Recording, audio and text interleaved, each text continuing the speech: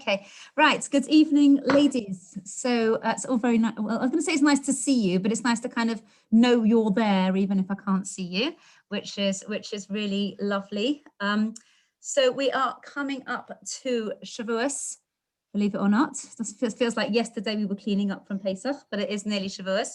And Mrs. Wilson asked if we could talk a little bit about the Book of Ruth. Now, the thing about the Book of Ruth is that we all know about Ruth. We think we all know. It's a lovely story. This girl who is from the Moabite, the Moavi royal family, and she becomes Jewish. She has an inspiring mother-in-law. She becomes Jewish, and she goes so far because of her beautiful midas and lots of other reasons. She actually becomes the queen mother, and I'm saying that advisedly because not only is she the mother of David HaMelech, who then of course is the ancestor of Mashiach, but the pasuk actually tells us that in the time of Shlomo HaMelech, she's right there in the throne room. She's still alive. She gets to see. That's the ultimate nachas, isn't it? Like, you know, your great whatever it is, grandson, you know, being the king of, and all various other kings and powers coming to bow down to him. So she really is, in many ways, she's called the Aim Hamalchus, the queen mother. And that's the story that we have. She gets this lovely nachas, but on a different sort of level, it's a little strange, I guess, when you think about it, to find this sefer in Tanakh at all. And it's even more strange that we would have it in our machzor for Shavuos. Why is it strange? Because there's actually no other book in Tanakh that is just about a person. Well, that's not true. The book of Eov is about a person, but most of the book of Eov is about, that's Job, is about his ideas, his sort of philosophies, his tefillas, his davening.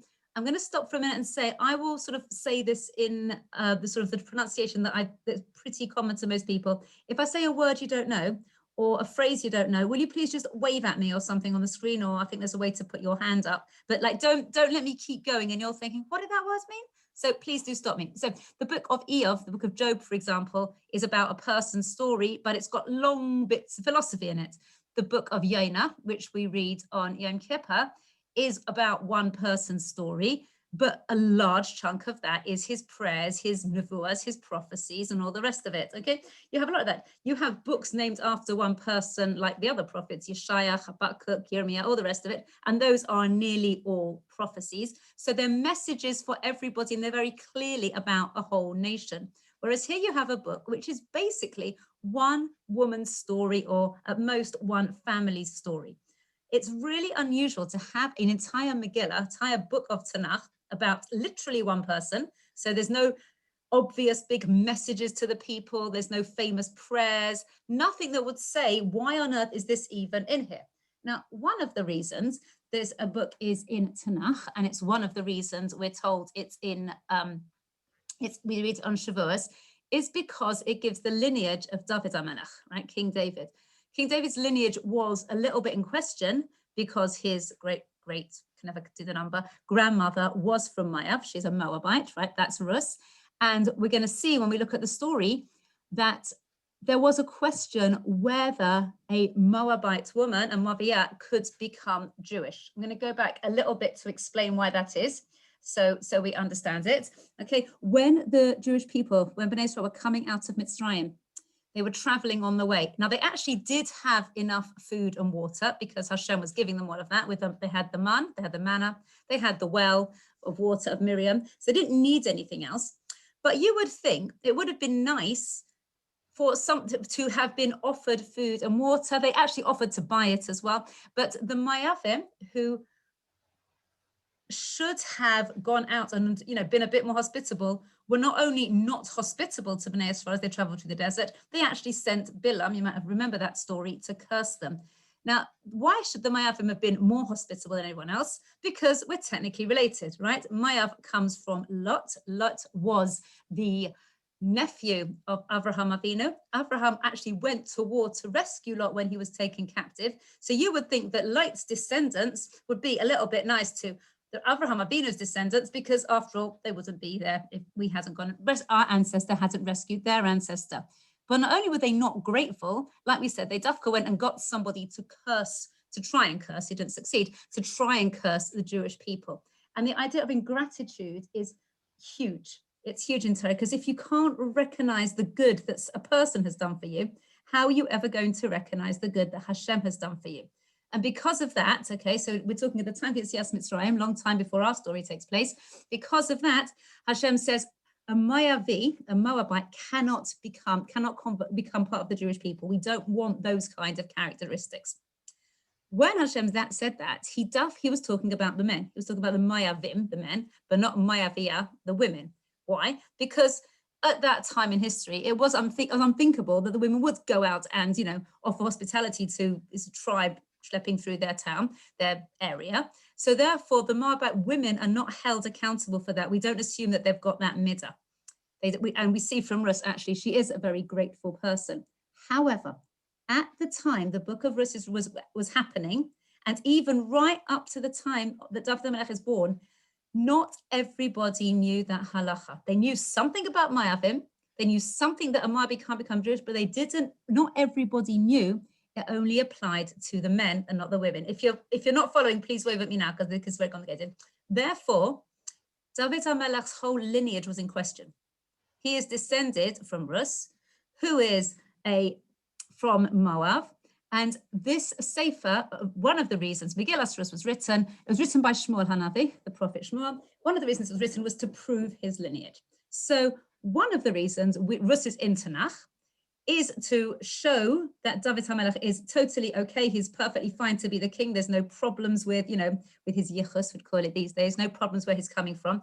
And in fact, Chazal said, the Gemara says that the way they used to have the Tanakh is the Book of Ruth should go just before the Book of Tehillim, which are the Psalms that King David wrote. These days, we don't do that, right? These days, we print off, we have like a book of the 5 Megillas, right? The 5 different, Ruth, Esther, Shech Hashem, and then Tehillim comes in a different bit. But in Chazal said really goes Ruth Tehillim to show that Tehillim, written by King David, is connected to Ruth. Here's the problem. If that's the only reason we're reading the Book of Ruth on Shavuos, right, to talk about King David, whose Yortzeit is Shavuos, so David HaMelech's Yortzeit and birthday are on Shavuos. If the only reason we are saying the Book of Ruth the only reason we have it at all, and the only reason we have it on Shavuos is to do with David HaMelech, then all we really need to do is say the last few verses. The last few verses talk about how Ruth has a baby, and this baby has another baby, has Oved, and gives the whole kind of family tree. Why do we need the whole book? Like we said, it's just one person. And why do we need it on Shavuos? Just to give you a comparison, the other Megillah we have, which is just one person, is the Book of Esther, Ram Purim. And that is not just about one person. Yes, it's about what Esther does, but it talks about a danger to all of the Jewish people. It's about how everybody responds and how everybody is saved. And Esther is just the vehicle, the way that happens. Whereas with Ruth, it's totally different. So we need to say, yes, it's important that Ruth is the ancestor of David HaMelech and the ancestor of Mashiach, but also, why are we putting it in? So, like we said, one reason is David HaMelech, but why do we need the whole thing in there? Right. Okay, so far, Mr. Wilson, I can see you in words. Can you just sort of wave or nod at me or something if we're good so far? We all right so far? Yep, yes, brilliant. Okay, thank you. Right, let's move on. Actually, let's pause, ladies. Let's think a little bit about how we keep Shavuos. I know it's a long way away, but you can actually start making your cheesecake now, because I like cheesecake. So I've been looking at cheesecake recipes. Let's think a bit about Shavuos. Actually, let's think about cheesecake. We know that every Yom Tov is not just an anniversary. It's not just commemorating something that happened thousands of years ago. We're actually reliving it again. We are supposed to tap into the energies and the spiritual impact of that day. So for example, Pesach, which was the time of the birth of the nation, is a really good time for new things, for taking a spiritual leap, okay, like Pesach, where they just burst out of Mitzrayim. Hanukkah, which was the time of the lights of the menorah were lit, is a really good time for inspiration, for trying to find something bright in dark times, something that's going to keep you going, okay? And Shavuos is the time that all the Jewish people accepted the Torah. Yep. Now, on all the other Yom Tovs, in order to tap into what is going on, it's kind of like sort of putting a plug in, right? You can have a hairdryer and you can sit there going, hey, my hairdryer doesn't work, which happened to me in my family, right? We had somebody, one of my kids when they were much younger, went, mommy, the hairdryer is broken. Now, in my house, when a hairdryer is broken, that is really, really, really awful. So we have this mad panic. Everyone stops what they're doing. Why is the hairdryer broken? Right, I can't fix it. I don't know what's the matter. Let's call Daddy. Daddy comes, has one look. Darling, he says you didn't plug it in. Right, so Yom Tov is like that. You have to plug in to whatever it is. You have to, it's like electricity. It's not really. You have to plug in to the energies. Now, because we are physical beings, we need something physical to help us get hold of the energy of that Yom Tov. So that is why Pesach, we have the matzah, we have the maror. We use our senses, touch, taste, whatever, to relive that experience so that we can really get a sort of spiritual understanding of what's going on. Hanukkah, we light the menorah. So again, we can use our sense of sight and something physical that's observable, that's doable to help us tap in. Now, Shavuos is going to be a problem. How on earth can you find something to symbolize Torah? Rav Hirsch says that's why we don't have anything. It will be, Rav Hirsch suggests that maybe the reason we don't have any obvious mitzvahs that are physical mitzvahs on Shavuos, so, like Pesach, you have to eat your matzah. Hanukkah, you have to light the menorah. Sukkot, you have to go and live in the sukkah, right? We don't have any have-tos for Shavuos, lots of nice customs, and I like cheesecake too, but they don't have to do anything on Shavuos in that way because we don't want to pin Torah down to a physical thing. We don't want to say Torah is symbolized by a cheesecake. We don't want to do that because Torah is bigger than that. You with me?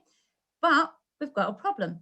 We don't want to say that, Torah is symbolized by cheesecake. So how on earth are we going to tap into this incredible concept? The Jewish people stood at Har Sinai. Hashem said, do you want the Torah? And we said, yes, we do. It's really hard for us to do that because how are you going to do it? Rav Miller says, what if, when he talks about, the Catskills, because in America, can you imagine, ladies, if on Shavuos, right, we all got on minibuses and we went all the way to the Lake District and we all stood at the bottom of Helvellyn, and because it's a nice big mountain, and we all said, yes, we'll accept the Torah, and therefore we are reenacting standing at the bottom of the mountain on Shavuot, getting the Torah. That's not going to do it spiritually. Why not? Well, A, because you can't drive on Yom Tov, can't go to Helvellyn, but either way, why it's not going to do it is because it's a very spiritual event, A, and B, because at the end of the day, we have already accepted the Torah. The Jewish people back in the day, the first Matan Torah, hadn't accepted the mitzvahs yet. So therefore, when they said Na'aseh v'nishma, we will do, listen, it meant something. Here, if you're Jewish, you've already said yes. So how are we going to get to that point of accepting, understanding what it means to grow, to do something new, to really grow in our relationship to Hashem and the way we did on Shavuos? The answer is we have to relive the story in a way we can understand through the eyes of somebody who did exactly that. It's much easier to understand a story through the eyes of one person's individual story than it is to understand it as a story of a nation. So, for example, lahavdil, we know that there were so many tragedies in the Holocaust, but if you just give somebody a number of millions of this and millions of that, it's hard to understand. But if you would pick up the diary of somebody who lived through that, it's easier to relate to as one person's thing. So here we are on the other end of the scale. We are going to look at Rus, okay, and we're going to understand that. Why is that important? Because why is it going to be useful even? Let's think one more minute about what happened at Har Sinai. At Har Sinai, and I know we said we'd do Rus, but we're just making sure we understand why we're doing it, okay? At Har Sinai, it's almost like we converted. Well, in fact, we did convert. In fact, the rules of Gerus, the rules of conversion, the Rambam says, are based on what we did as a nation at Har Sinai. So we all cleansed ourselves, before a Pesach, a Pesach time, but when they left Mitzrayim, the men had a bris, right? Everybody went to the mikveh, and everybody said, the whole of Jewish people said, I accept all the mitzvahs. And that's what these days happens when somebody wants to become Jewish. So it's actually a very beautiful concept about that anyone who does that these days, so you'd have somebody who's not Jewish, they want to become Jewish, and they have to do those three things. The Gemara describes, and this is what we're going to get into this, the Gemara describes somebody who does that. It talks about a shepherd, and the shepherd goes out to the fields with his sheep, and he's in the fields with his sheep, and all of a sudden a little deer appears, like a little fawn, right, Bambi, yeah?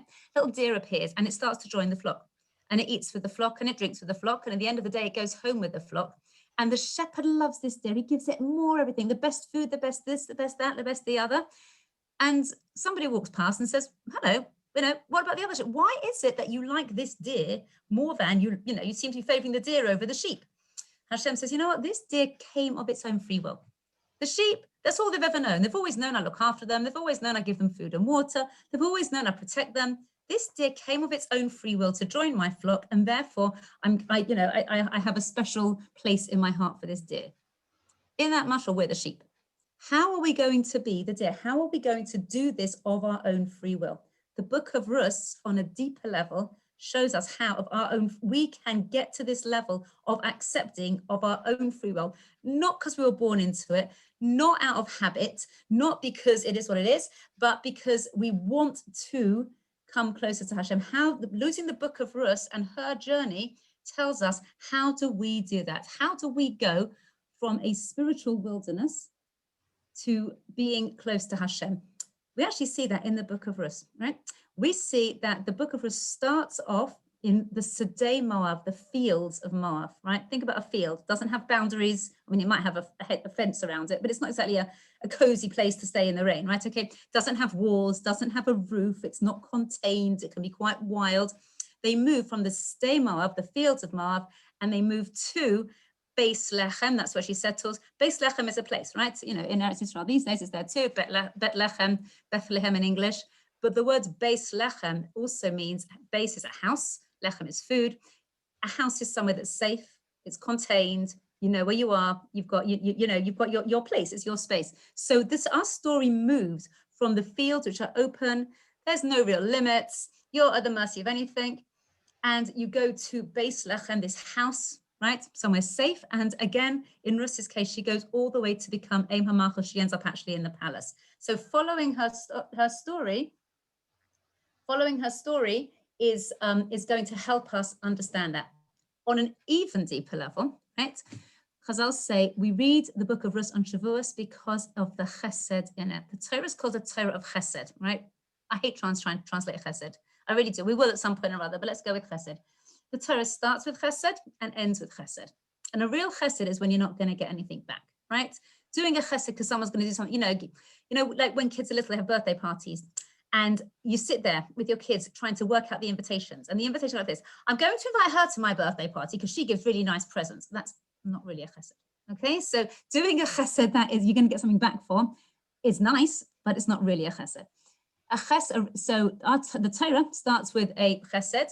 After Adam Harishon eats from the tree, Hashem makes him clothes. Now, Adam had just done something wrong, but Hashem still makes clothes from Adam and Chava. So it starts with a chesed that Hashem doesn't get anything out of. Hashem doesn't get anything out of anything like that.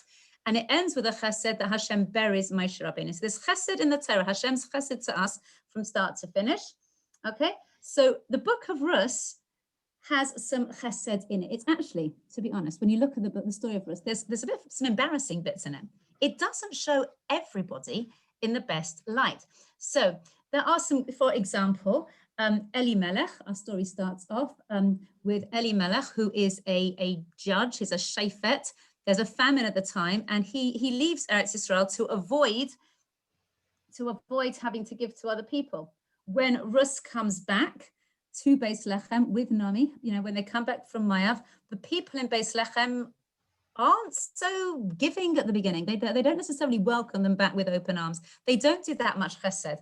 But Ruth, who accepts the Torah all the way through, what she does is chesed. We see from her what it means to do chesed. So our Book of Ruth is a journey of accepting the Torah, and it's also specifically of understanding that there's a Torah of chesed, a Torah's chesed, the chesed within the Torah, which is going to be part of our Shavuos experience. Okay. So what I'm hoping to do, ladies, in the next sort of 20 minutes or so might be a bit longer. If you fall asleep or have to go and turn off your chicken soup, then, feel free, I won't mind. But what we're going to do is we'll go through the story. I'm working on a sort of theory that we know the basics of the story, okay, but I will pop through it. We'll stop off on the way just to look at a couple of the messages we can get. We will not do an exhaustive study. We can't, not in the time we've got, but we will try and see how much we can reasonably get through of something that will help us get to Shavuos, go through the Book of Ruth in a way that will help us grow and kind of get our own experience of becoming closer to Hashem and accepting totally those mitzvahs as a Torah of Chesed. So we start off, as you know, with there's a famine in the land of Israel. And a man called Elimelech takes his family and leaves. Now, you might wonder, what did he do so wrong, right? We know it's actually okay. One of the reasons, if you live in Eretz Israel, there's halachas, are you allowed to leave Eretz Israel or not? And one of the reasons is, if there's no food, you can leave, right? We know that Abraham Avinu had a famine and he left. Yaakov Avinu had a famine, he went down to Mitzrayim. Can't be that bad. So what did Elimelech do wrong? Two things. First of all, there's rules about what counts as a famine enough to leave. If there is enough food, but it's just a bit expensive. So you know what it's like, supply and demand, right? We know about that. Brexit, for example, with us, Brexit, a lot of foods have got more expensive. If the food, even if it's prohibitively expensive, it's hugely expensive, but it's there, really you're not supposed to leave. In Elimelech's position, he actually had quite a lot of money. So he could have afforded that food. What he didn't know was how long the famine was going to last. We know that in the times of Tanakh, a famine came when people weren't doing what they were supposed to do. So Elimelech, we're told, despaired of the Jewish people. He wasn't sure how long it would take for Klal Yisrael to do Teshuvah, right? And he was then despairing of Hashem's chesed, wasn't sure when Hashem was going to actually start giving them food again. So he got out of the way, because even though he had enough money for now to spend on food, he wasn't sure if he was going to keep having enough. So he didn't believe in Hashem's chesed, he didn't believe that Klal Yisrael were going to do Teshuvah, so he very quickly got out of the way. As soon as he gets the Steimav, right, he gets to Moav, and he's a well-known man, he's an important person, so he is welcomed. Now, I know when we originally learned, we say his sons got married and then he died.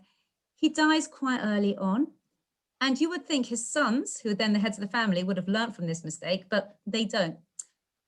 One of the understandings for that is, when you do something wrong and you kind of feel really bad about it, it's very, very tempting as a human being to justify it, to go and do more of it, because if you would admit you got it wrong, that's a really, really, really difficult feeling to deal with. No one likes admitting they're wrong. So Machlon and Chilya, Elimelech's sons, get Moavi wives, and they don't just get any Moavi wives, they get wives from the royal family. Okay, so Orpah is from the royal family. Ruth is actually adopted into it. We can discuss that another time.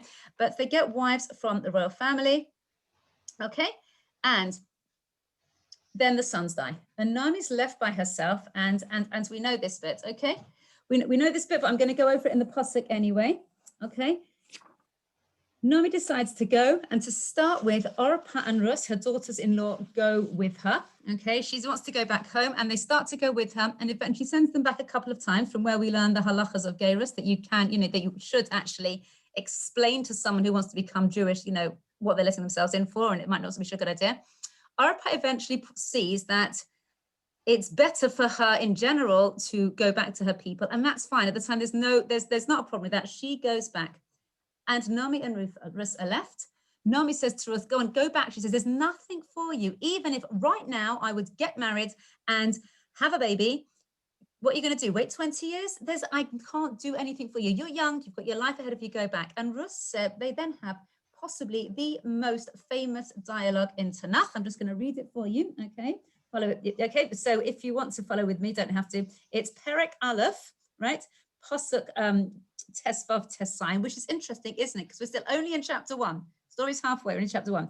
But Taime Ruth says to her, Al tifke'i bi vila azveich, don't entreat me, don't beg with me to leave you, lashuv me'acharach, to go away from you, to have you, ki, because el asher telchi elech, where you go, I will go, uvasher talini alin, where you sleep, I will sleep, where you lodge, I will lodge, sorry, Amech Ami, your people are my people, Ve'elaikayach Elaikai, and your God is my God.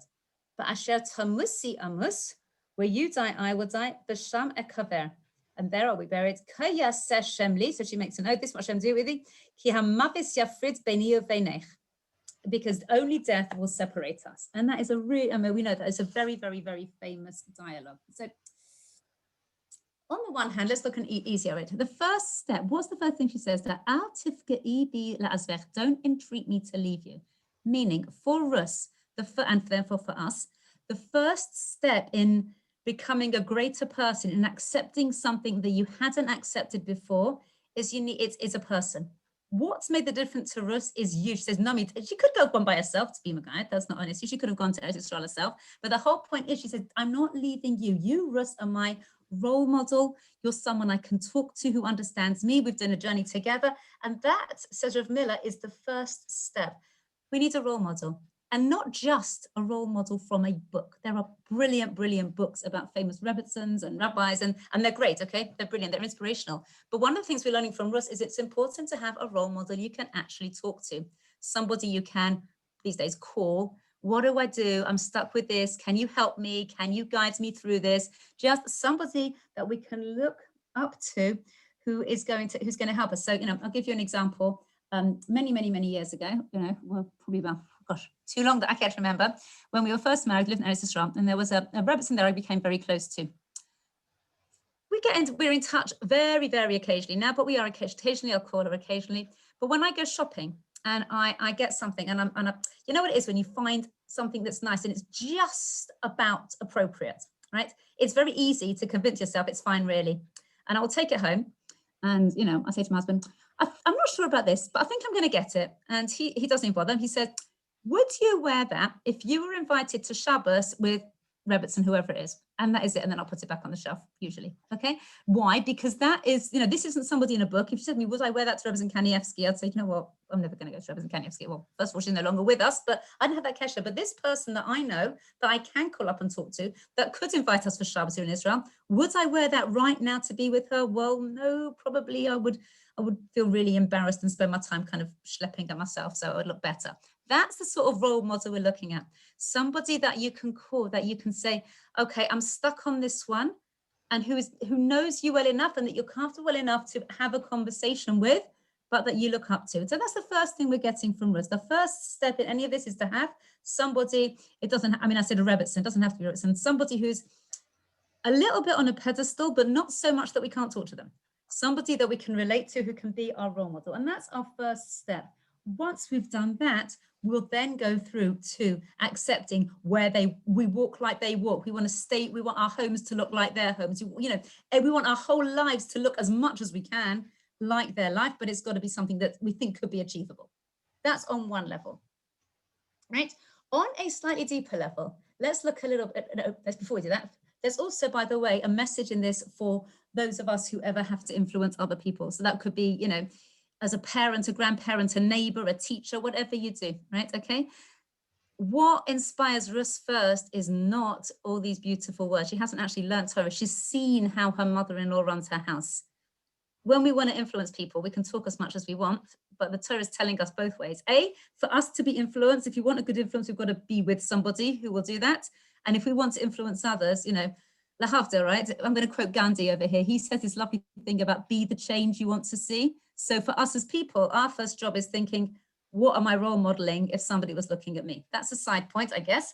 But let's go back to Russ. Okay, are we good so far? Just nod or something. Anyone I can see? Yep, good. This is also really good so far?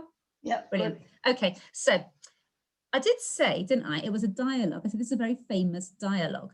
And you might be saying, Aidel, that is very nice, but what you said was not a dialogue. That wasn't two people. That was Russ talking. Tell me, I won't leave you. Where you go, I go. Where you live, I live. Where you die, I'll die. That's not two people. That's one person. Chazal fill in the gaps. They say, actually, it is a dialogue. Actually, it is a dialogue. What happens is that for each thing that Russ says, like where you live, I will live, Naomi is actually saying something to her. And this is what happened. Okay, so Chazal fill in the gaps. Before I tell you what Naomi was actually saying, just take a second and think, right? If you are, I don't know, you were in Kiruv or you were whatever it is, and you wanted to explain to somebody the key issues of Yiddishkeit, the key 6 mitzvahs, what would you go for? Just think about that for a second. You have to choose 6 mitzvahs, right? Because we know that Russ is saying something in reply to 6 mitzvahs that Naomi tells her about. So normally when I ask this, I know you can't answer right now, people say things like Shabbos, kashrus, the biggies. It's not what Naomi says. Naomi says over there, she says, the first thing she says to her is, we have a halach of tachum. On Shabbos, you can't go past a certain point outside the city. It's called the tachum, that's sort of the city limits, okay? It's a certain bit outside the city.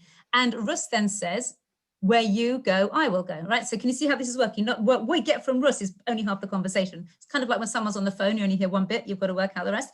Okay, so Naomi says we have a halacha of tachum. Russ says, where you go, I will go.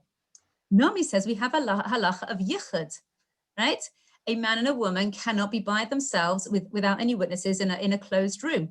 Okay, that's not what we do. We can't do that. And Ruth says, where you lodge, I will lodge. You see how this is working? Naomi says there are actually, right now you've only got 7 commandments, you're from B'nai Noach, but there's another 606. There are 613 mitzvahs. There are 613 mitzvahs, at which point I've just lost my pasuk entirely, right? At which point Naomi says the next thing, your people are my people. Then she says, and you cannot do idolatry. It's no use saying, you can't just say, well, I'll worship God and something else. There is only one God. And Ruth says, okay, your God is my God. That's it. Ruth says, Naomi says, there are mitzvahs that if we transgress them, there is capital punishment. At which point Ruth says, where you die, I will die. See how this is working? And finally, not only that, but if a person would be convicted of a capital crime of Judaism, which by the way never actually happened, or if it did, it happened very, very rarely, they would be buried, right? We don't believe in that kind of after-death humiliation business, but where they were buried would depend on the severity of the crime. So there were actually different asylums for different people depending on their crime, at which point Ruth says, there I will be buried. So Ruth has accepted those 6 mitzvahs. Let's think a minute. What is it about those 6 mitzvahs that is going to tell us what we need to know and accept into our lives in order to make that journey into being, like we said, the Queen Mother? Okay, first one. Right, I'm just going to turn over my page over here. Okay, the first thing, and again, I'm basing myself a lot here on Rav Yisrael Miller, but we're going to add in a little bit as we go along. Each of these things is, like we said, they're not just mitzvahs, they're principles, they're ideas, they're representative of a concept in Yiddishkeit that we need to accept in order to grow. First one is this idea of tuchum, of boundaries. Okay, the Torah, there's very, very little in the Torah that you can't do. Okay, there's very, very little. But what there is a lot of is how much you can do, or when you can do, and when you can't do it, or who you can do it, or where you can do it. So you can go into the countryside, but and on Shabbos you can go for a walk, but only up to here. You can go into the countryside, but not on Shabbos. There was a lady where my husband grew up as a child, and she ran the Lubavitch Cheder. It was Rebbetzen Aidel Treblow, and that wasn't really Cheder, it was like a day school. And I say this a lot because it's a really good story. And in that day school, because it was the only one in town, it was a small town, you had children who'd been born into frum families, you had children who knew nothing at all, you had a whole bunch of people in the middle. And she followed a curriculum, but somebody asked her once, if you could teach any mitzvah first, if it was up to you, which was the first mitzvah you would choose? And her answer, interestingly, was Basar v'chalav, the rules about milchik and fleishik. Why? Because you can have fleishik and you can have milchik, but there are boundaries. There are times when you can have them and the times when you can't. There are limits. The Torah, the first thing Naomi tells us is you have to understand that the Torah sets limits about when you can have things, even things that are permitted. There are times when it's okay, and there are times when it's not okay. And it's not always up to us to decide. We can't always do that. We're too subjective. The Torah decides when it's okay and when it's not okay. And a lot of people, and that's actually quite, if you're used to it, it's one thing, but it's quite a difficult thing to hear. This is not okay right now. It might be okay at another time. It might be okay for somebody else. It's not okay for you right now. If you're a Kayan, it might be fine for somebody else to go to B'Salem, but not for you. In the times of the Beis HaMikdash, if you were a Yisrael, the Kayan can go and make a karban, but you, the Yisrael, can't. There's always going to be something that's okay for one person, but not okay for somebody else. And that's not because of better or worse or good or bad. Just like outside the city is not better or worse than inside the city. But Hashem's decided there are boundaries, and it's okay to have times when things are and aren't okay. So that's the first thing that Ruth had to accept, and she accepted it. So again, it's the first thing, well, second, once you've got a role model, it's one of the things we accept on Shavuos, that it's okay for Hashem to tell us when things are and aren't okay to do. Okay, and that's not about bad or good, it's just his Hashem, who knows better, has set that. Okay. Next thing, Ruth said, remember the one about where you lodge, I would lodge, was the halachas of Yechid. And Yechid is what's called a siyag, it's called a precaution. Why is it precaution? Because you don't actually think that every time you put a man and a woman in a room together, something's going to happen. We've all got free will. We've got, with whoever you are, but it's a precaution because although we would hope that not everybody is going to give way to their physicality that quickly, Hashem understands us, okay? Hashem understands us, and therefore he puts these precautions in place And we need to understand that that is important, because if you care enough about something, you'll have a precaution.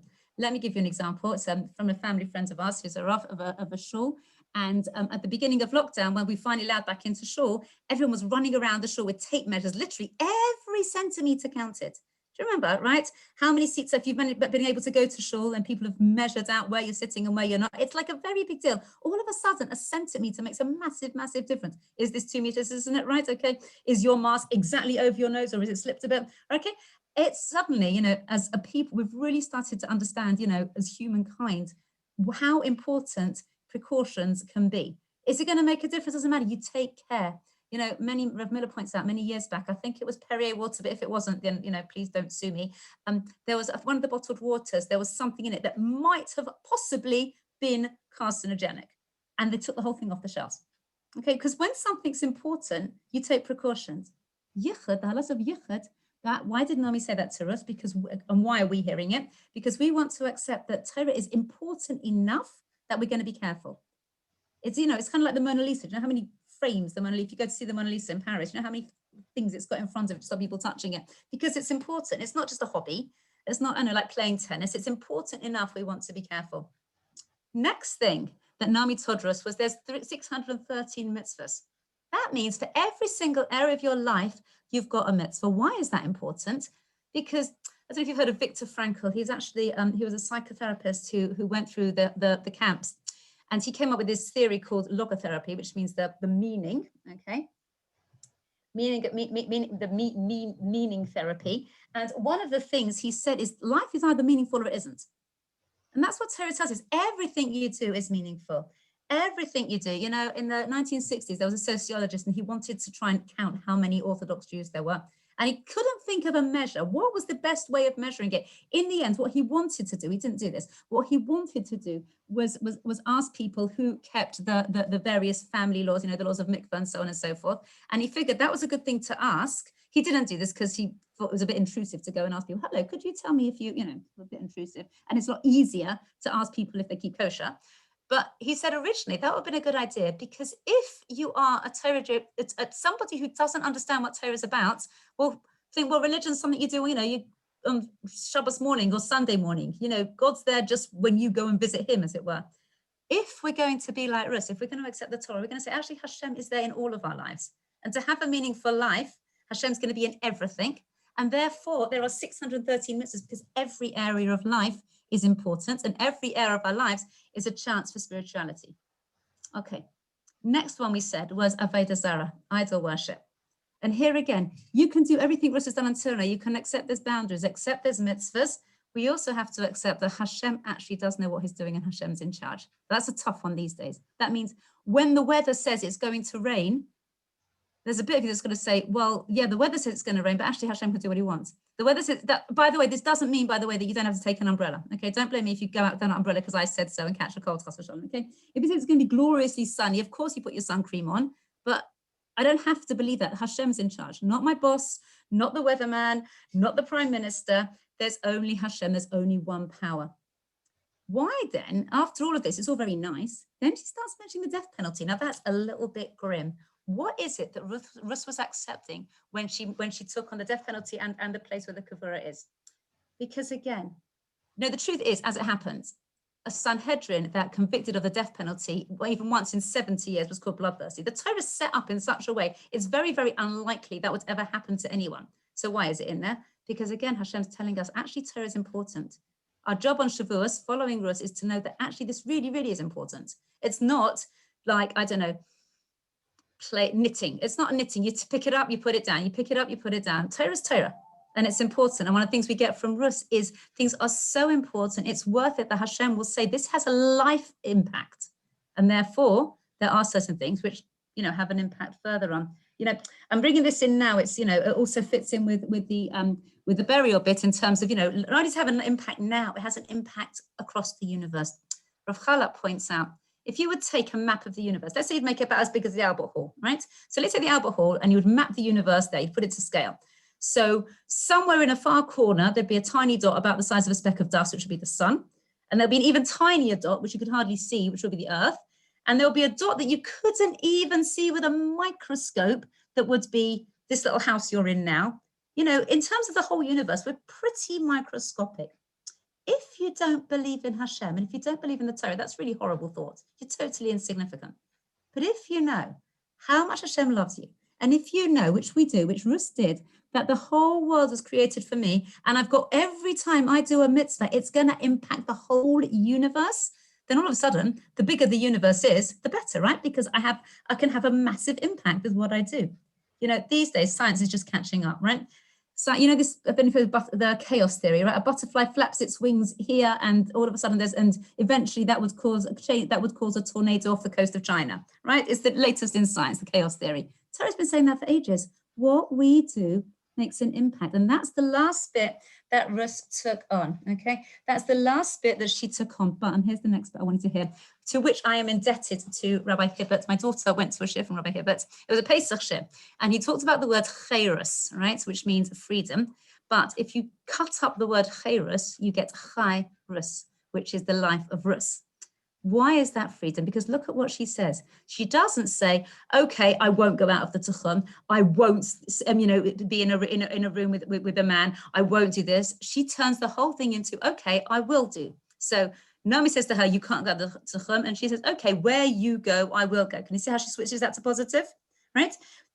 Naomi says to her, you know, you can't be secluded in a room with a man. She says, okay, where you stay, I will stay. And our job, following Rus on Shavuos, one of our jobs is to say, we've got all these mitzvahs and we're accepting them because we're seeing actually they're a positive thing. It sounds like lots of no's, right? You know, if you would open, if you didn't know anything about it, then don't do this, don't do that, don't do the other. But all of those things are actually to give us space in our lives to do what's important, right? To give us space to find meaning, space to grow as people. It's not, the no's aren't there just because they're no's. The no's are there to protect our space and ourselves and our time so we can do something. And what Rus does in this little snippet of a conversation, is she goes into that place of saying, okay, there's all these don'ts, which I'm now accepting, but I am going to see them as a positive thing. Okay. What I'm going to do is I want to share with you one other thing, because I know that's quite a lot to swallow, but we did talk about this idea of chesed, okay? We did talk about this idea of chesed, which I want to do this. So they get back to Eretz Yisrael, okay? And I want to share one other thing, which is going to add into that and help us understand how it works, okay? They get back to Eretz Yisrael, and it is a little bit embarrassing because when they get back, everyone sees Naomi. It's the harvest time. There is food, but she's in her house, and no one's bringing her anything, right? The Mefarshim do say it's very strange. Why did they not do any chesed? And they say, well, maybe the pasuk said it's harvest time. Maybe they just were too busy with the harvest. Maybe they didn't know they didn't know the halacha about Rus being allowed to convert. Maybe they thought it was a bit strange because as far as they were concerned, Rus shouldn't be there at all. She was a Mayaviyah. They didn't know it was okay for her to convert. Be that as may, whatever reason it is, they decide, Naomi and Ruth, they're going to take advantage of the halacha of gleaning, right? That halacha is a halacha that when you go over your fields and you're harvesting, if the worker forgets something, you know, misses out something, he has to leave it for the poor. He can't go back for it. If something falls out of a sheaf, right? A sheaf of wheat, something falls out, you can't go back for it. And you leave a corner of the fields for the poor. Why is that a chesed? Why is that important? Why can't we just give them tzedakah? Because this belongs to the poor people. It's not like this owner of the field is very kindly giving charity, aren't I nice? That's not what the halakha is. It belongs to the poor people. It's theirs to start with. It gives them a certain dignity, okay? And that is the halakha of gleaning, okay? You know, it's kind of, you know, if you'd never seen a bank before and you went to a bank and you saw someone taking money out of the bank, you'd think, back in the days when we actually had real people in a bank, right, not a hole in the wall, you would think, oh my goodness me, what a nice man that bank teller is. He's giving everybody money. But actually it's not that. It's theirs to start with. He's just delivering it. And that's what the halacha of gleaning is about. So Rus goes off to the field, which is also very kind of her. Rus decides she will do that. She will do that gleaning. That's quite nice of her because Naomi could have existed. Naomi goes, but she goes. She's a stranger. Can you imagine how she felt? She used to be a princess. The pasuk said she comes and goes. She has to take a map. She has to see where she's going, and she goes each day. She goes picking up these sheaves behind the workers. She doesn't talk to anyone. She's very, very modest. She doesn't talk to anyone. And one day the pasuk says she happens, I love this word, happens to the field of Boaz. Boaz is a relative. Now, of course, there's nothing that happens in the Torah, but she happens to be there. And we're told the same, she's modest, she's careful. When she bends down in a modest way. She doesn't sit there chatting with the workers. But, to be honest, no one's chatting to her either. And then the pasuk tells us Boaz happens to come too. Now, the halacha is that the owner of a field has to be there morning, noon, and night to watch the workers 3 times a day to make sure they are actually leaving the bits for the poor that they're supposed to leave, okay? Because it belongs to the poor, not to him. So but what's it mean he happened to come?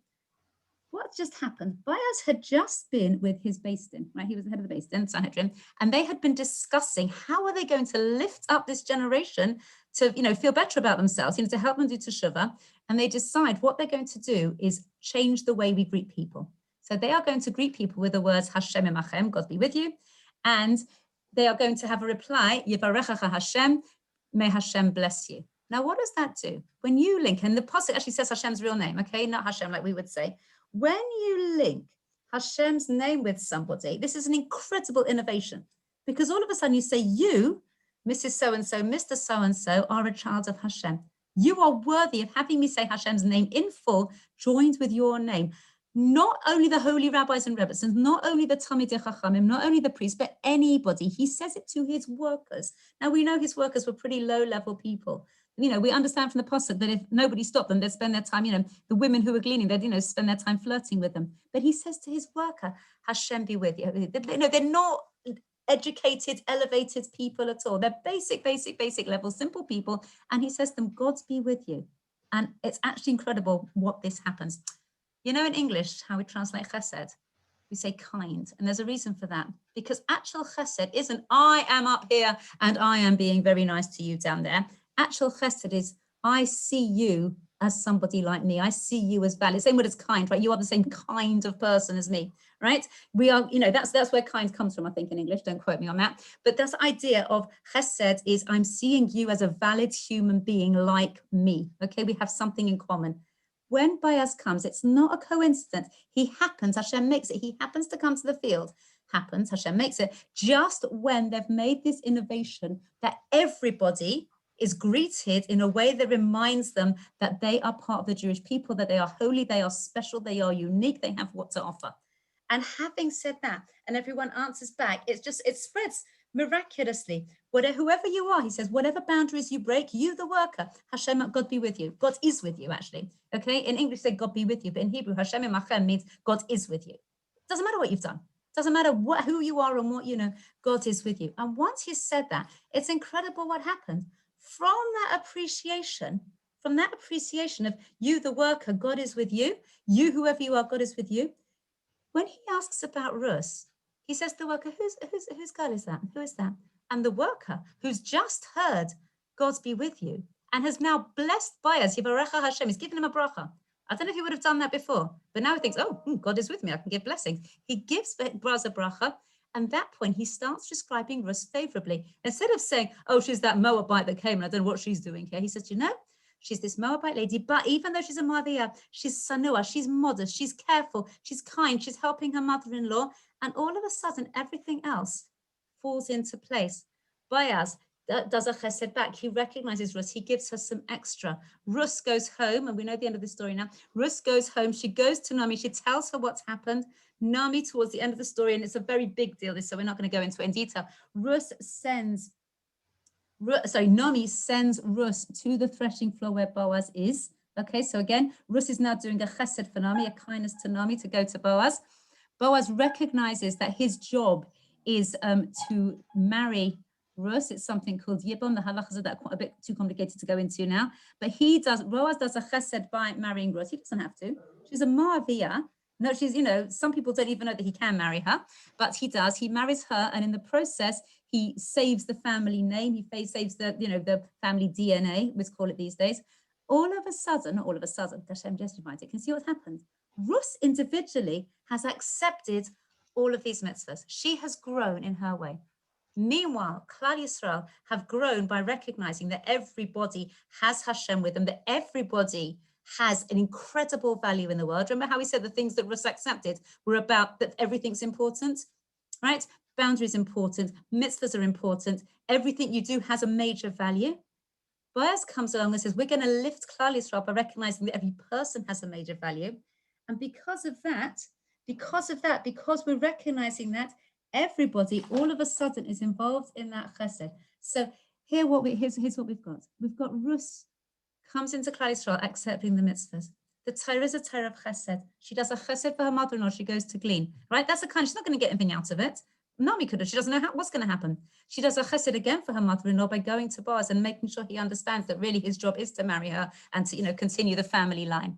Boaz does a chesed by marrying Rus and, going out on a bit of a limb because not everybody was aware that it was okay. Okay. And because of that understanding that Torah is important, that life is important, that everything we do has meaning, and that's the first bit, and also the understanding that everybody is valuable, that Hashem loves all of us, is a Torah of chesed. Because of that, Rus and Boaz come together, and Rus then can have the child who's the father of David HaMelech, who's then the father of Mashiach. So that is a minuscule bit, ladies, a minuscule bit of what we can learn from Rus and what we can then learn of, and take on Be'ezras Hashem on Shavuot, and what can enable us all in our own little way to be the role model and for ourselves as well and for other people as a queen mother.